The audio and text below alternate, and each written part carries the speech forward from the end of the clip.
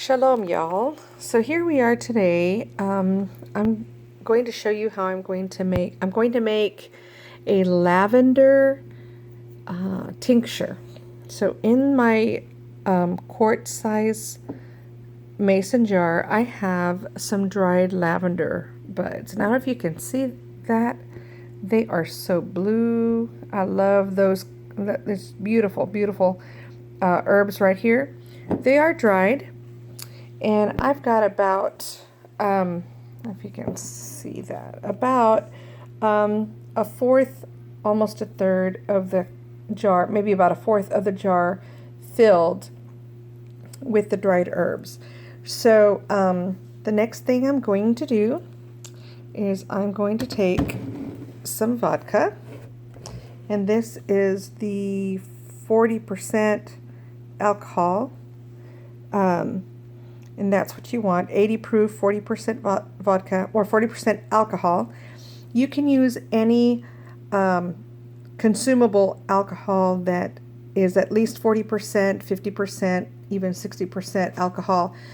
Something like maybe a whiskey of some sort or whatever. But I use a cheap vodka because it doesn't give the tincture any extra flavor or scent. It's just you're only going to smell what herbs you put in there. So I'm going to now fill,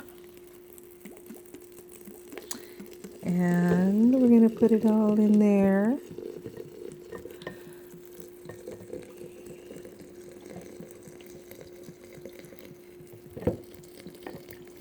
And watch it filling up. I want to get all the herbs kind of wet as they go in, as it, oops, I don't want to spill any more.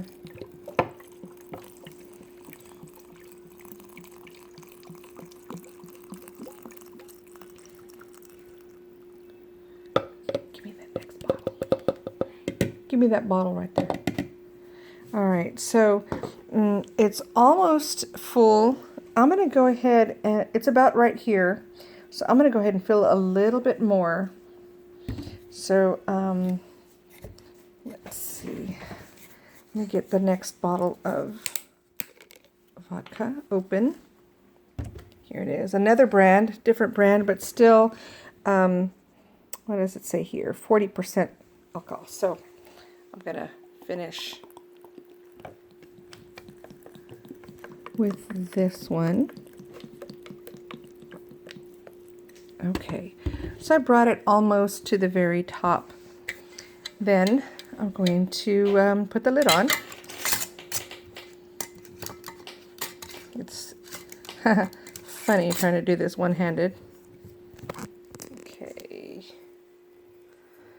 Alrighty, so now I've got the, ooh, you can see a little bit of that lavender color already coming through.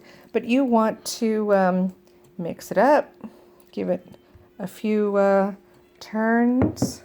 You can see that beautiful lavender color. So you'll want to store this in a dark place, maybe a cabinet or your pantry, for about 4 to 6 weeks.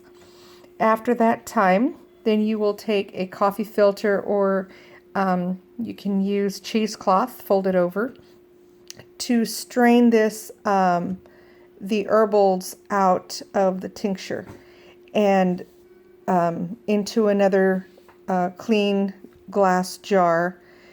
Once you get all the herbals and the sediment out, then what you're left is the pure tincture, and then you can store that in smaller glass bottles. I like to use the amber glass bottles. You can use also the cobalt blue glass bottles, but get the ones with a little rubber top with the glass dropper inside. That way you can measure out your tincture. You can put a few drops into your water as you drink it, or you can put a dropper full in, let's say, some tea or rice milk or almond milk, or even dairy milk, goat milk or cow's milk if you drink that.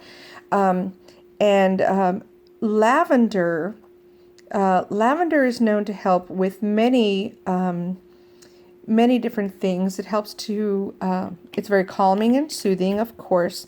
You've probably heard that. It also helps to relax you so that you can sleep at night. It will not put you to sleep, but it will help relax you enough that you can fall asleep easier. And so anyway, this is how you make the tincture. You want to use only consumable alcohol, not so vodka, but not rubbing alcohol. You don't want to use isopropyl alcohol or that green one. I think that's called the rubbing alcohol that you buy at the drugstore. You do not want to use that. That is not drinkable. That's not consumable. That is for topical use only. So you only want to use the alcohol that you might find sold like at a liquor store, those kinds of alcohols, because those are consumables. Now, I wouldn't drink this straight, but funny story. I went into the local liquor store to buy some of this vodka, and see, I buy the big bottles.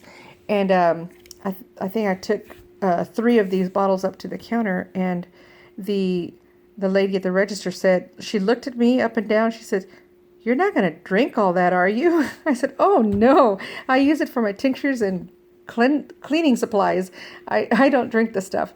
So it is strong, but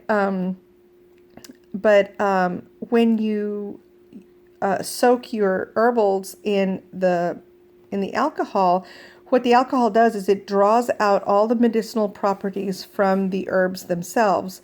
And so the longer it sits, the more of the properties, the beneficial properties that it pulls out of the herbals and into the tincture.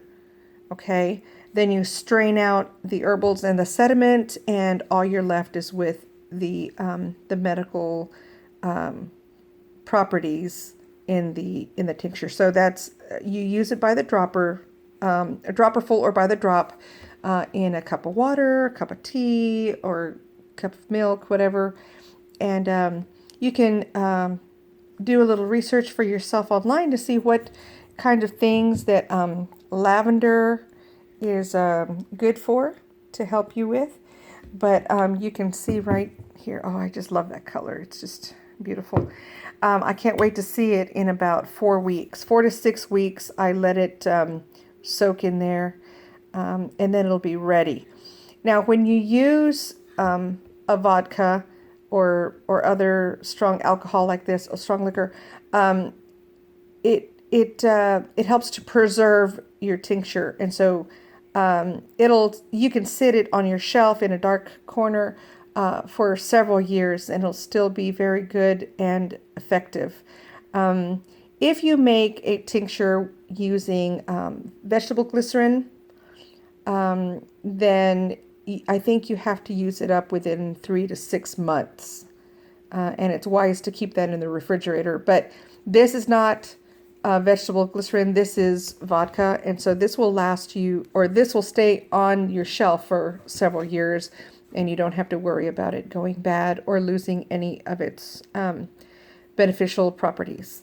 So you can make a tincture using just about any kind of herb. I chose lavender for this one. You can make a peppermint tincture if you'd like. I have made echinacea tincture. I've made chamomile tincture. Mullein. I've used mullein for mullein is good for cough and respiratory support. So it's good for those types of things. I've made tincture with hibiscus flowers, dried hibiscus flowers. Now you can use a fresh herbs, but if you do that, you'll want to use the stronger alcohol. Instead of the 40%, the vodka, you might want to use the grain alcohol, which is 90% alcohol because the fresh herbs still have a lot of moisture in them. And so you will lose some of the alcohol percentage in that. It'll still draw out the beneficial and medicinal properties from your herbs, from your fresh herbs, but it won't be as strong. So you might want to use a stronger alcohol, maybe half vodka, half grain alcohol for any fresh herbs that you use. But if you use dried herbs, the 40% is just good enough. And yeah, so you can make all sorts of tinctures. Do your research. Get some good research, some good books that might help you decide what herbs will help with what ailments and how they'll help support your health. Look that up. You never want to do something like this without doing your research, but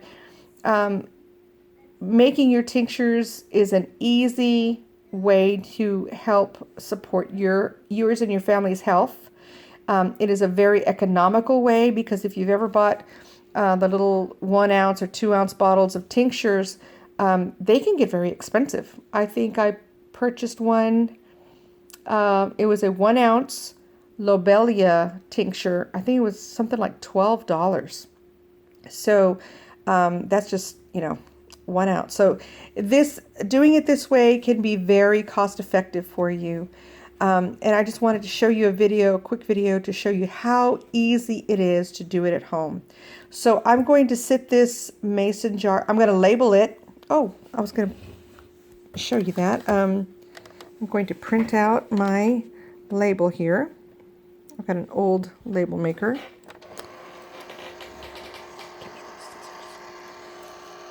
And my label is coming out. You always want to label your tinctures to so that you know what exactly you've put in there. Thank you. And what you've got.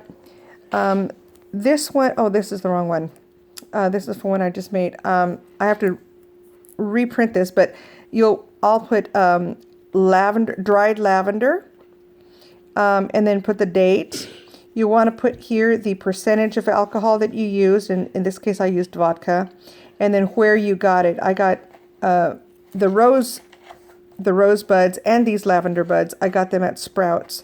So I will be changing that, and then I'll put the label on here so that I know what it is. You always want to label your tinctures so you know what you have and how old it is when you made it. Because when you start doing this, time passes and you will forget. We all forget. So make your label and put it on there, and then you are good to go. Thank you so much for watching. Have a blessed day, and shalom.